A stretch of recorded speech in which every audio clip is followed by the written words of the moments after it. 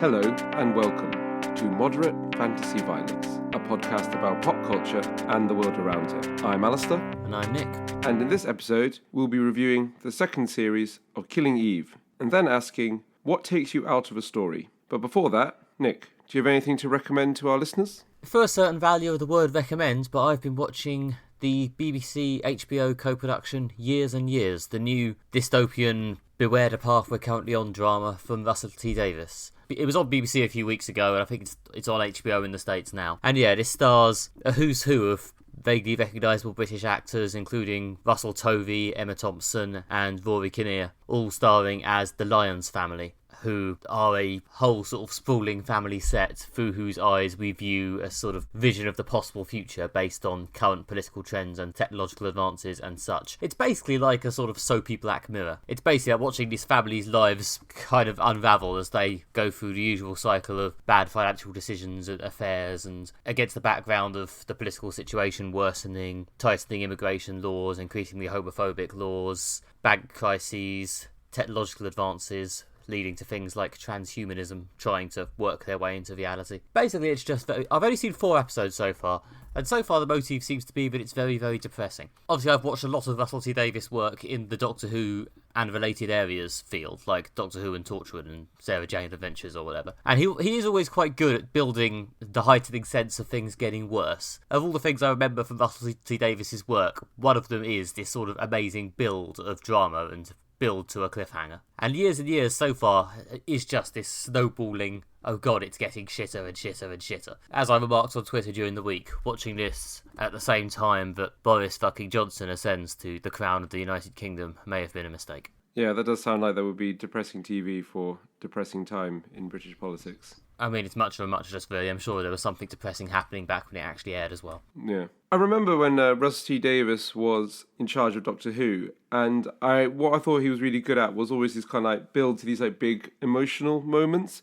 Like sometimes the Doctor Who plots, they might not say hold together if you scrutinise them too heavily, but they always had like a, kind of a quite good emotional arc to them, and then had like sort of satisfying emotional climax. So I can imagine that would work quite well, again across this show when it's over time, but also the things getting worse, but also the sense of the emotions kind of building up, which I think Russell T Davies is very good at. Yeah, he writes very good people, Russell T Davies. The Lyons clan are very three-dimensional characters. They have very warm, familiar relationships with each other, which can occasionally turn spiky when someone presses on, an obvious sore point for someone else, and you get to sort of know how these people all relate and what those sore points are. The characters are very well drawn, which does go some way to cover for the fact that you can sometimes feel like there isn't really a plot beyond a series of shit things happening to this family. I mean, I haven't seen the last 2 episodes. I'm very, very curious how he's going to tie this up in a meaningful seeming way. As far as I'm aware, there's not meant to be a season 2. I think this is just a one-off project, but yeah, I'm going to be very interested to see how he creates the concept of an ending, because at the moment it's basically, as I say, sort of what if Black Mirror fucked a soap. Yeah, that does sound like an apt description. But yeah, it has got Russell Tovey in a prominent role, and he's an actor I'm a big fan of from things like Being Human and especially Him and Her, which we covered on the podcast. Yeah. Literal years and years ago. Well, a couple of years ago anyway. So yeah, I'm a big fan of him. I think he's quite a good person to cast in this sort of thing, because he does I'm a Relatable Human very well. Yeah. And therefore, as increasingly bizarre or terrifying shit happens around him, you always feel it, because it's happening to Russell Tovey.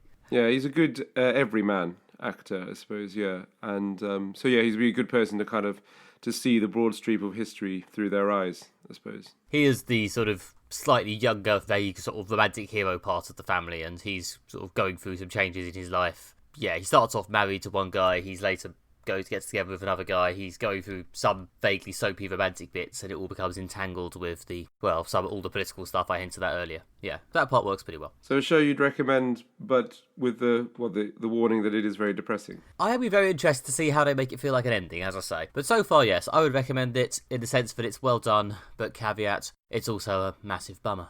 Which I feel like I've said a lot about TV recently. I don't know if we are in a bit of a bummer era of prestige TV. Maybe it's because, I don't know, people think the world is getting worse and it's still spinning out of control, so people are getting depressed about that, and that's been reflected in our pop culture. Yeah, it's the sort of middle-class British version of Handmaid's Tale, really, isn't it? Yeah. In fact, it kind of is. Jesus. I did see an article basically about the explosion of kind of very optimistic and upbeat shows, which I guess is the flip side of that. Lots of people loving like Queer Eye and RuPaul's Drag Race and things like that are very colourful, bright, and optimistic and kind of happy about the world. Which I suppose is the antidote to this sort of thing. I've not been watching those. I've been watching Years and Years and crying. Anyway, Alistair, what have you been watching and/or crying at? Well, other than the news, which is my main source of Hysterical sobbing, yeah. Yeah, for the 4th year running, the prize of most depressing TV show goes to the news. But other than that, I've been reading a series of comics that you recommended to me, Nick. Shocking. I've been reading Phonogram by Kieran Gillen and Jamie McKelvey, which is, I think, among Kieran Gillen's sort of earlier forays into writing comics, or it sort of predates his work on Wicked and Divine and Uber, which we also covered on the podcast years and years ago. And it's sort of set around the kind of Britpop era and features the sort of Britpop soundtrack very heavily, or it's a sort of urban fantasy, I guess you would say, in that the characters are phonomancers and that they can do magic through music. But what I really like about it is there's a sort of degree of ambiguity about it's sort of, you're not really sure if the magic is real, if you get what I mean. It might just be that music has magic and has power over people, or is there some actual magic in the music, which is, I kind of like that sort of ambiguity that it's got. I think the magic is real within the story, but the magic is very much a metaphor for the effect music can have on you, you know. Yeah. Music can transport you back to a certain time in your life, or make you feel a certain way, or pull you in a certain way, or something. And yeah, it's sort of reframing that vaguely as magic. That's what I meant. Yeah, that's a much better way of putting it. But there's also just some great stories. So there's kind of 3 volumes, I guess, of the sort of 7 issues or so each. It was like sort of different stories amongst these overlapping characters. And yeah, there's like one of them takes place, like for example, in and around a nightclub where there's sort of people playing Britpop and related era music and things like that. So there's some of the other comics are more of like a sort of deep dive into the characters' pasts. The music that's mentioned throughout is just excellent. And I did manage to find on Spotify, someone had put together a playlist of all the music that's mentioned in Phonogram. So I've also been enjoyed listening to that and, you know, listening to some old Britpop favourites like, Pulp and things like that. But also discovering some bands that I was also only sort of vaguely aware of that are hotly tipped from the comic, like been listening to a lot of Kinnicky and the Pipettes, which I mentioned a lot in the comics, so that was good. He does love Kinnicky. I've gleaned that from following Kieran Gillen on Twitter and reading his comics. Yeah.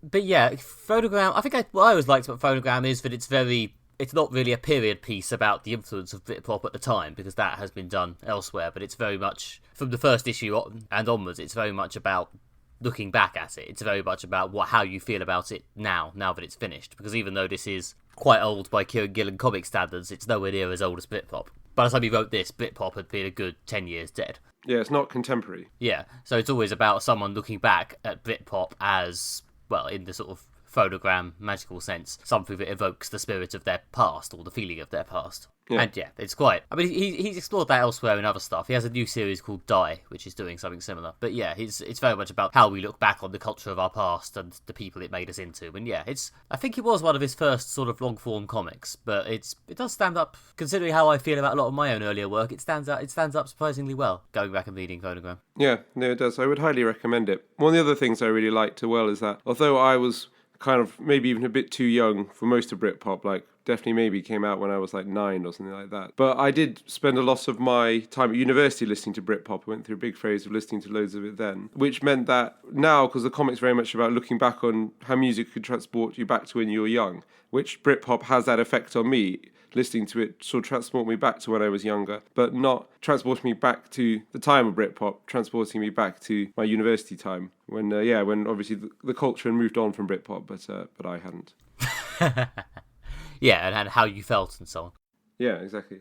Yeah, I mean, there's a lot of time movement even within Phonogram, because the third volume, I think a substantial amount of time has passed since the first volume, which is partly literal, because the creators went away and did a bit of stuff for Marvel. I think they actually did the first 2 books of Wicked and Divine, and then took a break to come back and do Phonogram. Yeah. So they themselves, by the time they did the 3rd book of Phonogram, they were almost looking back at Phonogram in the same, this is part of our past way that the main characters are looking back on music. There's layers and layers of meta you can get into there. Yeah, like the 3rd volume, for example, references Michael Jackson's death, which was 2009. I think, around then. It was while I was at university, so time had moved on at that point. But yeah, again, they were looking back to the 90s from the perspective of the late aughts, as people refer to them, because I refuse to call them the noughties.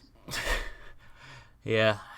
Oh, I think we might be stuck with the noughties at this point. It's been, the subsequent decade is nearly finished and we're still using it. Yeah, that's a shame. But anyway, yeah, I know if you want to be transported back to your youth, especially if your youth involved a lot of Britpop, or if you just want a really good comic recommendation, something a bit offbeat, slightly unusual, at least, but very interesting. I can recommend Phonogram. Yep. Seconded. Okay, and first up this fortnight, we are going to talk about Killing Eve Season 2. This is the high-concept espionage drama from BBC America, which was one of the big sort of critical hits of last year, I guess. It focuses around MI6 employee Eve Pilastri and flamboyant assassin Villanelle, played by Sandra Oh and Jodie Comer, who basically get into the Hannibal dance of, I pursue you, but I'm also obsessed with you, sort of thing. Yeah, they did it for all of Season 1. At the end of Season 1, spoilers, I guess, for the end of Season 1, they confronted each other and Eve stabbed Villanelle, and now we're back for Season 2. So, Alistair, what did you think? Well, although the show was very, very good in the first series, and there was lots of stuff that I liked about the second series, like the performances from the two main parts that you just mentioned, Sandra Oh and Jodie Comer, are excellent. They're really, really good in their roles. Supporting cast are very good, but those two kind of pillars of the story really, really stand out with some excellent performances, especially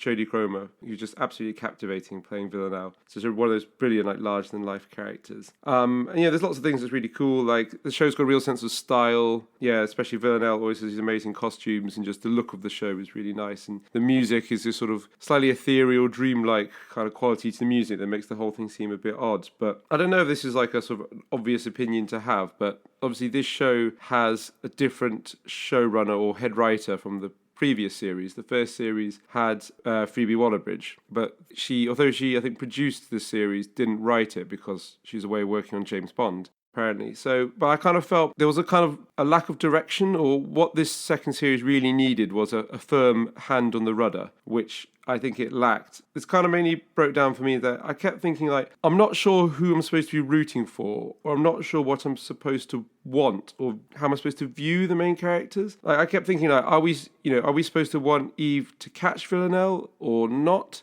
Is she supposed to want to put her in prison because Villanelle is like a mass murderer? Yeah, in the first series they did a really good version of, say, the Hannibal dance, of the kind of being appalled but also enthralled by someone. But in the second series I was just like, I just feel a bit confused about how I'm supposed to relate to these characters and how I'm supposed to view them. Like, are we supposed to root for Eve? Are we supposed to, want Villanelle to get caught, or do we want Villanelle to get away with all these murders? I just felt that, and there's maybe the whole thing could be managed a bit better, so I would felt less ambiguous about it. I just wanted something to fucking happen, personally. All right. Anyway, yeah, but back when we covered Season 1, and the aforementioned ending happened, and Villanelle got stabbed and then legged it. That was the one part of Season 1 I was a bit concerned about, because it just seemed to be kicking the same storyline on longer, when it felt like there wasn't much further to go with it. And having seen Season 2, I now feel pretty smug, because the first half of this season especially is just a slightly repetitive, bordering on tedious series of endless cycles of Eve and Villanelle kind of vaguely pining after each other. Villanelle doing hits, Eve arguing with her husband. I think they might have been trying to show us, but they're trying to go back to normal, but things have changed. But I think 4 to 5 episodes of that was far, far, far, far too much. And by the end of that first half to 5 episode sequence, I was thoroughly bored. There was also far too many bits that felt a bit like retreads of your favourite Season 1 moments, like the blade in the lipstick and the confrontation in the kitchen, and then the bit where they go to the countryside. Yeah. There was a small upswing in the back half, I think. Like, the last 3 episodes where Eve and Villanelle teamed up did suffer from a problem of it being wildly implausible. I didn't think the show justified it particularly well. Like, why her? Was there no one else who actually isn't mentally unstable available? Yeah. But on the other hand, it did at least give us a new dynamic between Eve and Villanelle for a few episodes, which was kind of entertaining. Yeah. Which was nice, and I did sort of enjoy those few episodes of them working together, even if it never fully got away from the fact that they had not set it up well at all. So yeah, I mostly didn't particularly love this. I thought it just felt a bit, why does this exist? It's a bit like the Homeland Problem of, well, we've kept Bodhi/Villanelle around because they're popular and cool and well acted, but do we actually have anything else to do or say with them? doesn't always feel like you do. Yeah, I would agree with that. I think that the first series was so good, but I think it really should have been like a self-contained one series thing, like they told the story and then had an ending. I mean, it seems like a overstated criticism, but it's a criticism I have for a lot of things when it's like not everything has to be like 3, 4, 5 series. I understand why they want to keep making things that are good and popular, but sometimes there's something to be said for just telling a story, getting to the end, and then stopping. Like you're saying, years and years, it's going to end with one series, which I like the idea of that. They tell a story. They finish the story, and there's no need to make any more. With Killing Eve, I kind of felt they should have maybe wrapped it up at the end of series 1. Either that or had the courage to, either kill Villanelle or take her properly off screen, because a lot of Villanelle just hanging around killing people whilst looking sad at the start of season 2 felt pretty weak. I mean, I like Jodie Comer's performance fine, but eventually after you get too much of it, it starts to feel a bit one-note psychopath, and yeah, I don't know. I felt like they should maybe have put more effort into bringing in a new villain, like the Ghost. The Ghost was in it. Yeah. What the hell happened to that? She appeared in like 2 scenes, then got tortured off screen, and we never see her again. Yeah, like the Ghost I really liked as a character, as basically the anti-Villanelle. There was no character. It was an interesting concept, but they never used. Yeah, maybe interesting concept. But I kind of felt they were setting this up as like, oh, this could be interesting. And then they just kind of resolve it really, really quickly. And you never really find out, who the Ghost was or what the deal with them is. It's like they should have done more with that character, but it kind of felt like the Ghost was an interesting concept, but it kind of got shelved for more Villanelle and Eve time, which I guess is what's popular, but I don't know, it didn't necessarily lead to a good story. I don't know. If they'd had the guts to shove Villanelle off screen for the first half and focus on the Ghost and actually dig into it properly, it might have worked, maybe. I mean, I didn't really feel the Aaron Peel stuff worked amazingly either, but they put a bit more effort into the Aaron Peel stuff, but it still never felt like they made us care that much. Like, there's a bit at the start of Season 8, Episode 8. There's a lot of seasons happened, which I didn't notice. I really hope the show doesn't get to Season 8. There's a bit at the start of Episode 8 of Season 2 of Killing Eve, which I'm going to spoil now, so, yep, last chance to run. Here you go. 1, 2, 3, 4, okay. Where Villanelle, loitering in the house of Aaron Peel, discovers that he's been killing women in his house. And I get the feeling it's meant to be a big reveal of some kind. It certainly framed like it was meant to be one, but it just landed, certainly in my flat, with a complete and utter, oh. I can't believe the creepy man was a serial killer. Yeah. That was another storyline, which it wasn't quite as batted away with nothing as the Ghost was, but it didn't really land. Yeah, I completely agree with that. I've pretty much got like the same notes written down about that as I think you have, which is, I had this lingering feeling that Phoebe Waller-Bridge could have done something better with the Aaron Peel character. Like, when you discover that he's a murderer or a serial killer, I was a bit moment like, it just seemed like just too obvious a thing to do with that character. I kind of felt, surely they could do something more interesting or, just less obvious with the character. I just felt like, oh, that's just like such an obvious twist. Like, it's almost like lazy. And then, that sort of plot line is wrapped up really, really quickly for more Eve and Villanelle time. I mean, the Eve and Villanelle stuff in the second half of the last episode was actually quite good. I'll give it, again, I felt the dynamic was evolving and they were getting new things out of each other. If they were going to do that, that should have been where they got to, like, in the first episode, rather than making me sit through 8 episodes together. Yeah. Also, while I'm slating the twists in the last episode, there was also a twist that it was all Carolyn's master plan. Yeah. Was it just me, or was that so obvious that it made Eve look like a complete chub to have her not realise? Yeah, I don't know, but also it's a very standard spy twist, again, which is like, oh, actually, the boss person's manipulated everything to happen this way. I know, but there have just been so many ominous shots of Carolyn meeting with Constantine and sitting in cars, but I was a bit sort of, okay, is that it? I don't know. Yeah. And while I'm here, what the fuck was the Constantine storyline? He betrayed them in episode 3 or something. Yeah. Eve is told by Carolyn that, in a very dramatic voice, that Constantine has made his choice. And then, about 2 episodes before the end, he just reappears, being chummy with Carolyn again, and Eve barely even remarks on it. Yeah. What? I assume that was supposed to be them setting up the kind of the way they're pulling the strings for everything, but it didn't make sense. But why were they hiding? It just sets up Eve looking even more like a moron. Wasn't Constantine also supposed to be killed in the last series? They did at least address that. It was framed as a twist when he came back, even though it was also pretty fucking cheap. Yeah, it's when you start to lose credibility. It's like when you just sort of can resurrect characters from the dead with similarly, just, oh, this dead character, we'll have them back and it'll be like a twist. And it's basically feel like it's cheap. In the sense, like, I'm going to stop believing in anything now. That, like, if anyone can die and come back from the dead, we're sort of veering into the territory of soap opera. Yeah, I mean, I don't know. I'll walk my tone back a little and defend the show in that this is a very silly show. You know, this is, I mean, from the very beginning. I mean, the Villanelle kills in season 1 are absolutely ridiculous. Yeah. It's difficult because and this is going to, I guess, get into our what takes you out of a story question later, in that I'm not so much taken out by ridiculous shit happening. I don't entirely mind them bringing back Constantine. That was partly just because I like that character. But the more Eve looks like a complete moron, the more I started to think, oh god, this is incredibly stupid. I don't entirely know if this is the writing or Sandra Oh's performance. Some of the Eve's descent into darkness stuff in this season I struggled to buy slightly. I mean, there's a scene where she's possibly considering shoving someone under a tube. Again, the in my flat reaction was largely laughter. I don't know if it was meant to be. Yeah, I think this is where it comes back to that these little moments like that, I just felt could have been handled better. Like with, I know, I don't want to blame everything on the fact that Phoebe Waller-Bridge didn't run this series, but it's not like there weren't good ideas. You know, like say Eve kind of on a character journey of descending into darkness, or you know having the kind of the revelation about Aaron Peel, or the revelation about how Eve and Villanelle were kind of having their strings pulled, and all the things like that. I mean, they're all things that could be made to work.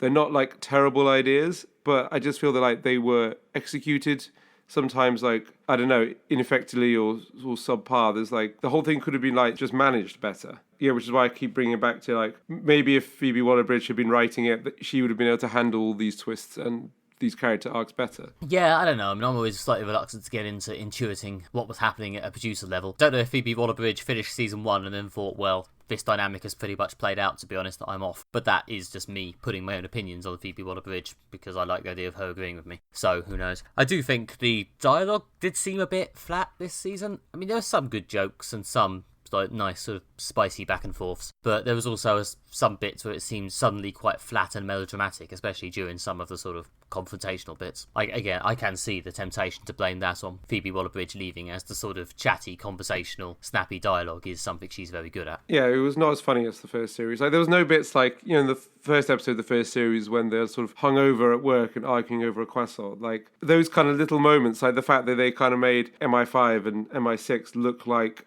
regular offices with lots of like regular office stuff was like really funny. That kind of sparkle had gone from the second series. Yeah, I don't know if it did sort of lurch maybe a bit too far into the whole show, like being in this sort of ridiculous heightened spy land. Like in the first season, Eve's life, like Eve's work life at MI5 felt quite reachable and relatable. Like you actually had a sense of how she related to all the members of her team. Yeah. And a lot of the replacement team characters we got this year did feel a bit two-dimensional, to be honest. I don't know. Yeah. I don't know. It's all a bit of a wet fart for me. I might watch season 3 if the reviews are amazing, but I'm also kind of tempted not to bother. Yeah. Do we want to talk about the like literal final moments of the final episode? Yep, sure. Okay, so definitely off you fuck if you don't want us to spoil the final minutes of the final episode. Yeah. But yeah, this is when there's, as I say, some actually, in my opinion, quite good even Villanelle back and forth when they finally get a few minutes alone in a lovely Rome backdrop to talk about their feelings for each other, or well, how Villanelle feels about Eve and how it's insane. And culminating in, perhaps unsurprisingly, Villanelle shooting Eve when she does not share those feelings. Yeah, and I sort of thought as an ending this worked a bit better than the first series, because I know the first series felt very much like, you know, when it you know ends with Eve stabbing Villanelle when she's clearly not dead. I feel like they're just dragging this out further and just making it, they're prolonging the story, which is kind of one of our main criticisms of, you know, this second series. But at least this moment when Villanelle shot Eve did feel like a major turning point for the characters, and like they're entering like a new stage of their relationship when they're now obviously going to be incredibly adversarial to each other. So I did like it in that sense that like this did feel like a genuine development, whereas in the last series, the end of series 1 felt more like an attempt to draw it out longer. Although I don't for a second believe that like Eve is dead and there's not going to be any more Eve in killing Eve. Yeah, it ended on the beat of Eve being shot and not the beat of Villanelle's vanish and the chase goes on, which was part of what I found a bit, really? Yeah. Yeah, it's possible this is where if we were going to continue the show, if we are going to assume that is necessary, then this is the beat we should have reached at the end of season 1 or the beginning of season 2. You know, Eve stabbed Villanelle, Villanelle shot Eve, then how very clear about the page they're on, and now it's time for the hunt. Because, you know, much as I enjoyed the episode or two we got of Eve and Villanelle teaming up as a little bit of an advancement of their dynamic, it was... all in all, there's a part of me that feels we would have been perfectly fine if most of season 2 just hadn't happened. I mean, we'll see how I feel if and when I see season 3. But yeah. Yeah, I think you're right to sort of agree with that. And I just kind of, well, maybe it'll be better in the new series when they've got a clearer sort of handle on the characters. And I just felt kind of confused for most of the series. And I generally would like to know, how are we supposed to view the husband? I mean, he's sort of boring, but sort of nice. As a viewer, I understand we're not supposed to want Eve to realise that Villanelle is like a psychopath and go back to her boring life with her boring husband, because that would be boring. But at the same time, we don't dislike the husband. And I'm just not sure how we're supposed to relate to him. What does the show want us to feel about the Eve's relationships? I mean, they are quite complex, and I do like that the characters are complex and the relationships are complex. But I just kind of feel like, what is the show trying to tell us or say? Oh, I can respect the fact that there's no easy answer, but on the other hand, the actual storyline just seems to be going in circles. I mean, again, it finally moved out of those circles and went somewhere maybe slightly more interesting in the final episode or two, but we have no idea what they're going to do with that. I mean, the storyline with, what's his name, Nico, the husband. Yeah. I mean, I can see on some level it's a nice inversion of the usual thing you get in a lot of these kind of shows where the man is embarking on a journey of his new secret life or exciting new thing that he started doing, like dealing meth in a van, say, and the wife is, a buzzkill who is denounced by fans across the internet as being annoying, and here Nico is filling that exact role quite nicely. Yeah, that is interesting, and an interesting inversion. I don't know, it's difficult, because on the one hand I feel like he is just being quite boringly written, even if it is also an interesting inversion. They're not really doing a lot with him. He spent the whole of season 2 having the exact same argument he had with her in season 1 without really doing that much about it or advancing until, again, the last couple of episodes. And yeah, unfortunately, even if it is boring in a way that inverts the way these things normally work, it's still kind of boring. So that seems to be our summary of Killing Eve season 2. You were bored and I was confused. Yeah, it's not a strong recommendation, guys. I don't see this making the top 5 TV.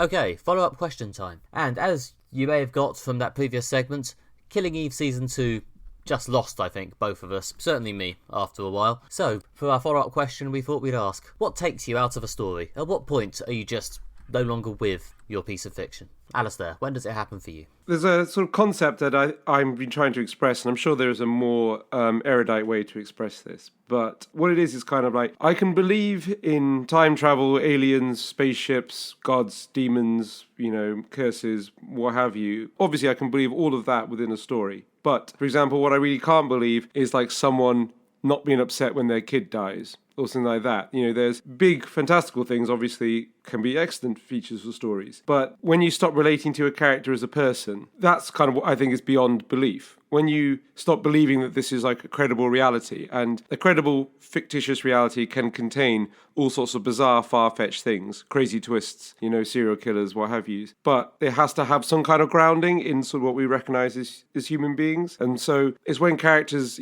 either, stop being recognisable as humans because they're just not behaving in any way that's kind of, it's not even not relatable, but anything that's just not really a credible way a person would behave. Or when a character stops being themselves, they clearly do something that character would never do. You kind of get to the sense when these characters stop being people, they've just become pieces on a chessboard that the writer is just pushing into the positions they need them to be in, which is not how real people behave. Yeah, I think I came to a similar conclusion, I think, in that a lot of my problems with Killing Eve were a lack of being sold on Eve. Well, just basically the part where I felt that Eve was acting like a moron, and the fact that I felt her descent into darkness wasn't particularly well sold. And yeah, I had forgiven them quite a lot of very stupid spy stuff before that, but Eve's character journey, I think, did get quite badly lost in season 2, and that was, to be honest, probably what took me out of the story. Yeah, so it's a similar thing of situation when characters have stopped become recognisable, or because some of the things, like, I kind of felt a bit like when Eve and Villanelle were teaming up, I kind of like, is this what these characters would do, or is this just what the author wants them to do because it would make interesting TV? Yeah, I was willing to forgive them it to an extent because I think it actually was interesting TV, but on the other hand, as I think I said, the leaps they had to take to get them there, like, it might be something even Villanelle would want to do, but I found it quite unbelievable what everyone else would let them do it.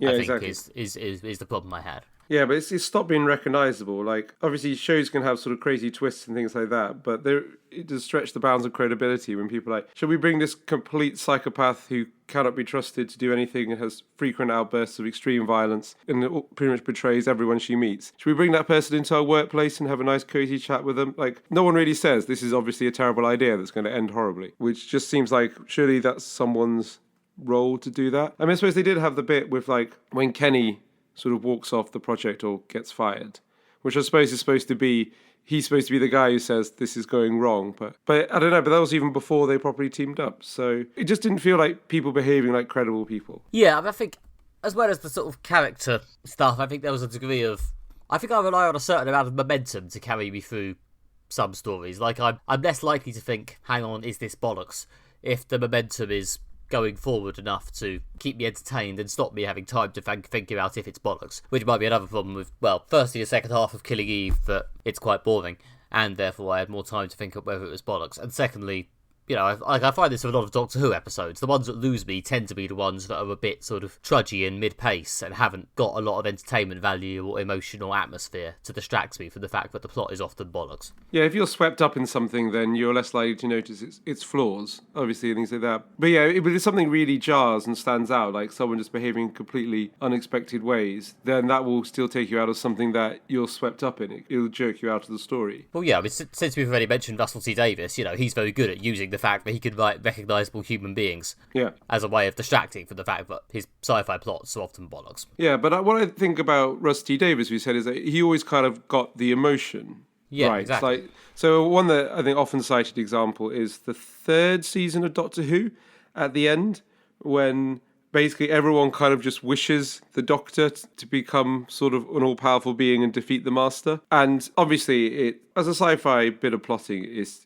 just terrible. Yeah, and it just makes absolutely no sense. But the kind of emotional arc of it is quite satisfying. So I think he just about gets away with it because it's quite a big emotional moment, and it's like a moment of high drama. Even though the more you think about it, the less sense it makes. It does kind of work at the time. I mean, I must admit, that end of season 3 moment was one of the bits where the Russell T Davies emotion as substitute for logic, the balance did slightly fail for me, and I was slightly unable to think, okay, I'm sort of going with the emotion, but I can't stop myself thinking this is bollocks. Yeah. Whereas on occasions like the end of season 2 with the Doctor and Rose, and I can buy the fact that the sci-fi is clearly being bent out of shape to get them in this situation where everyone can have a good cry. Yeah, but that worked. That said, yeah, for season 2 it worked well, and for season 1 I thought it had a good moment. But like compared to, for example, the Stephen Moffat years, when the Stephen Moffat, the plotting was much more intricate, but sometimes didn't work. He didn't have the big emotional moments. They definitely, sometimes you reveal something and I would just go like, wait a minute, like I'm totally out of this, like it's lost me. There were just several ones like I think probably it started to kick in around the second season that he was running, the one with the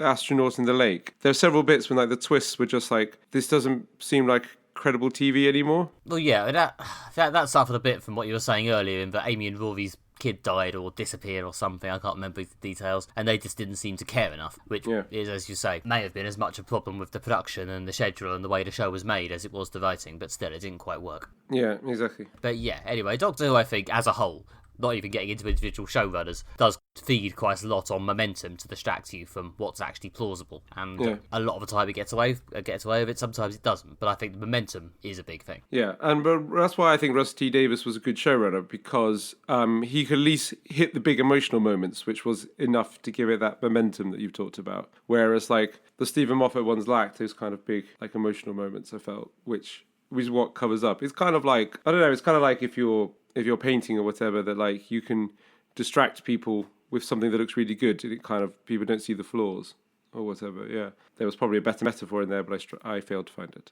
Yeah, I mean, I don't often rewatch things. I sometimes wonder if I rewatched a lot of shows and movies I like, this sort of momentum would feel less strong, because obviously I've already seen it, and therefore maybe I'd be more prone to sitting there going, hang on, this might be bollocks. But I don't know. Like, there's a lot of Marvel Cinematic Universe films, which I don't think I've watched any of them more than once, except maybe the first Avengers and I think I saw Spider-Man Homecoming twice because we watched it at Christmas one year. But yeah, I really haven't seen many of those films more than once, which, as Marvel fan number one on this show, might surprise some people. I don't know. Yeah, I'm always curious whether a lot of them would stand up to a second viewing particularly well. I don't know whether it would harm the momentum, and then I would realise that actually it's quite silly and slow and draggy and inconsistent. Yeah, I mean, I've watched of the Marvel films. I have rewatched quite a few what were clearly the better ones, and obviously they stand up to rewatching. But I only rewatched them because I liked them more. So I've rewatched Iron Man 3, Winter Soldier, Thor Ragnarok, Black Panther. These are, and obviously, but they're all the better ones. So they do stand up to rewatching, and by a lot of those films also, especially things like Black Panther or whatever, there's so much in there that when you rewatch it, you're picking up on new things. So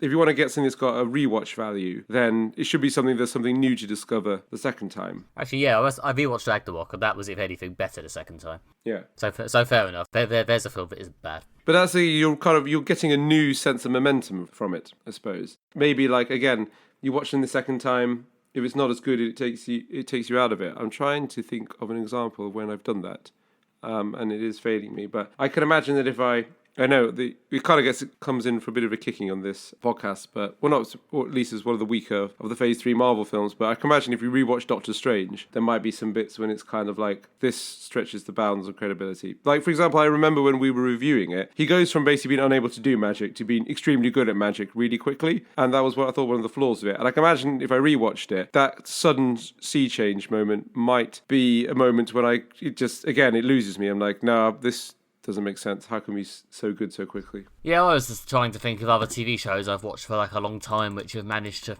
properly lose me or take me out of the story at any point. I mean, for me, that happened with Peep Show, and I think Peep Show was a great sitcom, and like the first series, it's kind of like really, really ordinary life sort of things. Like there's a whole episode about they go to the supermarket and do some shopping, but then they end up going to a party, and Mark's just trying to make sure his peas don't defrost or something like that, whilst also at the party. And it's really ordinary life. They kind of really hit their peak, I think, around the kind of second, third series, when it's kind of ordinary life sort of turned up a bit, like made a bit more kind of vivid. Like so, it's a bit more ridiculous. Like there's an episode when Jeremy's trying to have a mushroom party in the flat, but Mark's just sick and is a massive downer on it, and things like that. And there's one when Jeremy and Superhands run a pub, and they're all brilliant episodes because it's more interesting than regular life, but it's still kind of a believable sort of thing. And then in the later series, I felt it lost me because it just started to get daft. Like there's an episode when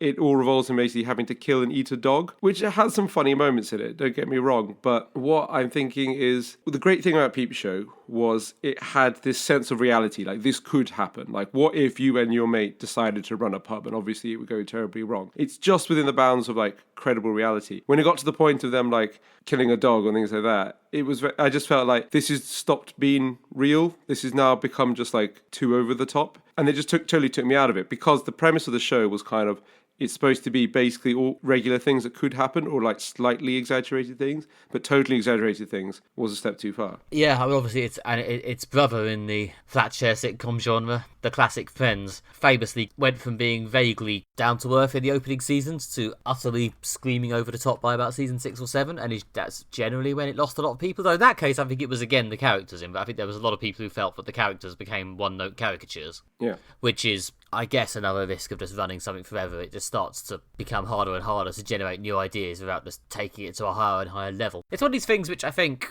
you can sort of get used to as you sort of watch it slowly fade in over the course of years and years. I don't know, maybe if you watched like season 1 of Friends, then jumped straight to season 7, you'd just be sitting there going, Jesus Christ. That was like dystopian time travel. What I kind of always think of this as, and this is my example, it's the problem I think with the band The Streets, Mike Skinner, the sort of British rapper. The first album is really, really good, and it's really kind of like British take on kind of sort of American style of hip hop, basically, and it's very good. And it's got this really like kind of very British but very hip hop sound to it, and it's phenomenal. The second album, they basically sat down and basically seemed to say, what do the streets sound like? And we'll sound like that.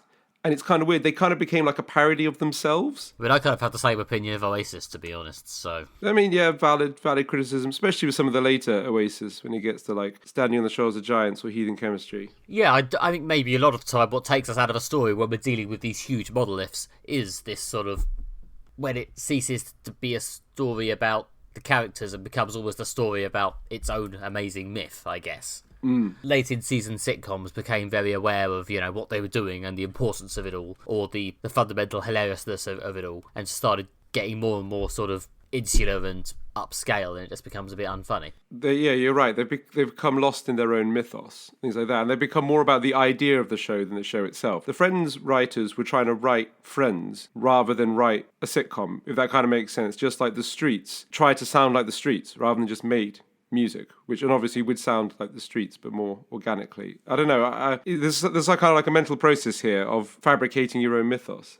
I mean, I feel this happens a lot with like Batman things that you read. Like, I don't. It always comes back to Batman. Another character who gets somewhat of a kicking on this podcast. Partly because, I think, as we've often said, I don't think there's been any good Batman media, or certainly films, since we started making the podcast. Maybe if we started making this podcast 10 years earlier. That's a horrible thing to say about Lego Batman. Oh yeah, I forgot about Lego Batman. Lego Batman's brilliant. But I was saying with Batman, again, people get lost in like the idea of Batman and the mythos of Batman, and it was like you're trying to like again, you're not trying to write a story about a character or things like that. Batman Begins, they actually were like, we're going to tell a story about a character who is Batman, rather than get lost in the mythos of it. With a sense of like, again, I felt like they would, especially some of the more recent ones, where they're trying to do like a Street's second album. They were like, what does Batman sound like, or what is Batman like, rather than telling the story. And then it totally takes you out of it, because you're not here for I'm not here for the mythos of Batman. I'm here for a great story.